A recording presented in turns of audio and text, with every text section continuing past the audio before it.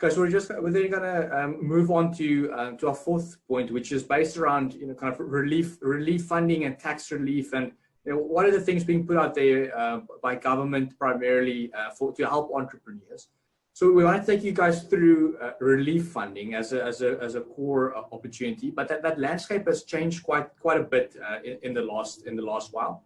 We've seen the Ruperts come out with a fund that business partners administered, and at the moment that fund is fully subscribed. I think they said within 3 days they got 10,000 applications and they closed it down. So you can still put your email address in on the website, but and they'll notify you if a second tranche opens up, which we're not sure if that will be the case or not. There's no indication yet that additional tranches will be released there.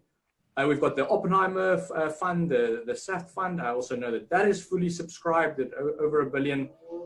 So those loans are all in process and being executed. So that's also a door that's closed. And I think the Department of Small Business has also had together with CFO, has had a quite exciting offering in the form of low interest rate loans. But we've also gotten word that is now fully subscribed, and those are closed off. So it's limiting the options. I think what still remains in the market is definitely the banks. The government, since the president's previous speech, they mentioned 200 billion rand worth of loan guarantees coming into the market, and we've now this week seen some action on that in the form of the first 100 billion being dispersed to the big banks. So maybe Uwais, can you speak to that? Like what is the offering that among the banks? Is it worth it for business owners to think about additional loan finance from the banks? What should we consider? So just on these loans, it's basically the first tranche has come out this week, and companies, although the government will be guaranteeing the loans, companies need to apply with their own bank, and these loans will be at prime rate. So we're not talking about cheap funding. We're talking about business terms, but there'll be a 6-month payment holiday, which is something. I mean, if you're in a cash flow crunch, that's something that can really that might be the difference between your business surviving or not. So that's something to look into, definitely. Spot on. Yeah. So I guess loans repayable over 5 years on 60 tranches from your bank. Contact your banker directly. We guess is the best process. There's a massive pool open. We'll still now see as this comes into the market. We'll see how fast it is dispersed and how tricky that process of getting the yes word from the banks will actually be.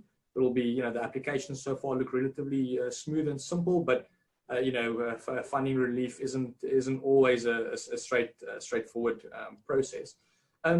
So those are the big things to think about in terms of the different options at the table right now for relief funding.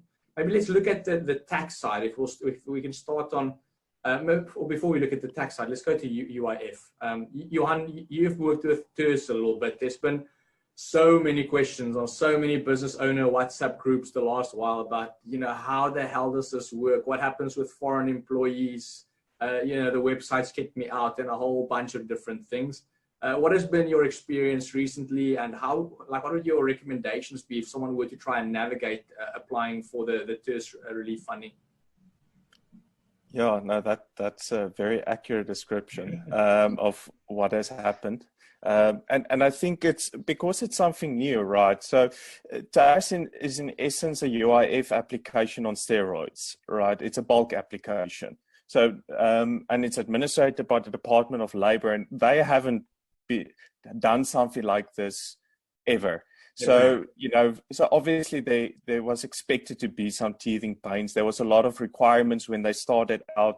You had to have a separate bank account, and you've had to add a lot of different requirements. And as the time progressed, they actually, a lot of those requirements fell away, and they realized it's now becoming mission critical to get funding over to employees that need it the most. And I mean, the idea always behind it was to be able to safeguard the South African employees, and especially the most vulnerable of the South African employees, the ones that had, where businesses are maybe failing, where there was mass retrenchments, where, maybe the people still have a job, but they get paid on a per hour basis, but in a warehouse or wherever, and the warehouse is closed, so they can't work, so they can't get paid in a sense. I have seen on that, though, a lot of businesses also coming to the table and assisting their employees during this time, which I think is very honorable to be able to do, obviously, if affordability allows it for. So I think the latest that I've seen with the application of TERS is that it's a lot smoother process. Obviously, if the UIF declarations and all those things up until now has happened in the way that it should have happened, with the data that in the way that it should have happened, then we get very quick turnaround times, and it's a great value add, to employees and employers alike. Great. Yeah. So I mean, I think we can probably speak a whole hour about this.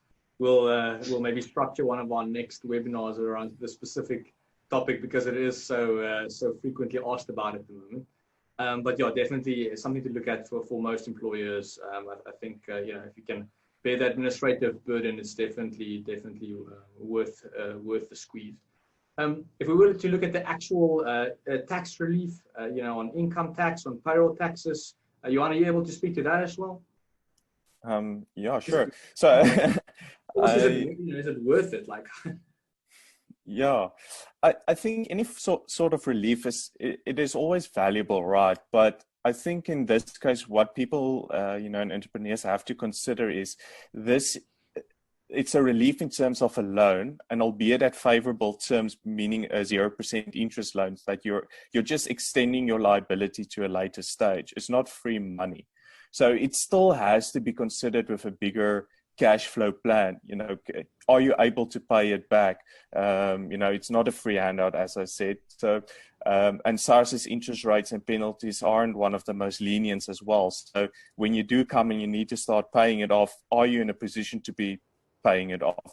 Has your business recovered by then? And that's why I say it has to be seen in a greater cash flow plan. But if you are tax compliant and you reasonably foresee a cash positive business within the next few months, then this is one of probably the easiest sourcing of financing to apply for.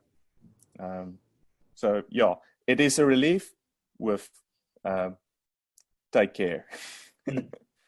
On the income tax side for companies as well, you have to be making a profit for that to help you, right?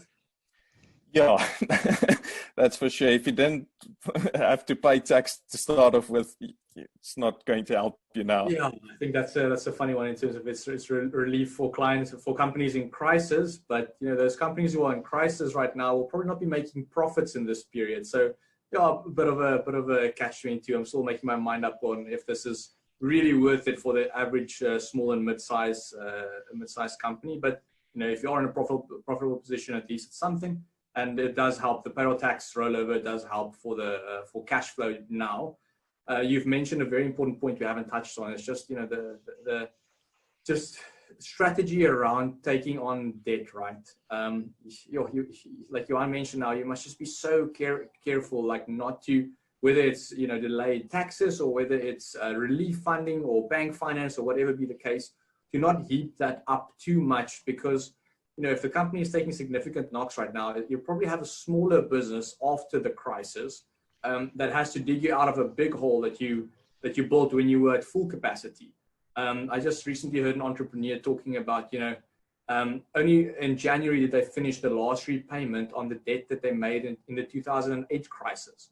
And that blows my mind. I think just for every business owner, it's just a bit of a caution not to take on so much debt on the balance sheet right now, whether it's a good interest rate or no interest. We just don't want to see guys, paying their future profits for years or for a decade into the big hole they've dug in this time. So that's again where that cost cutting thing really comes in.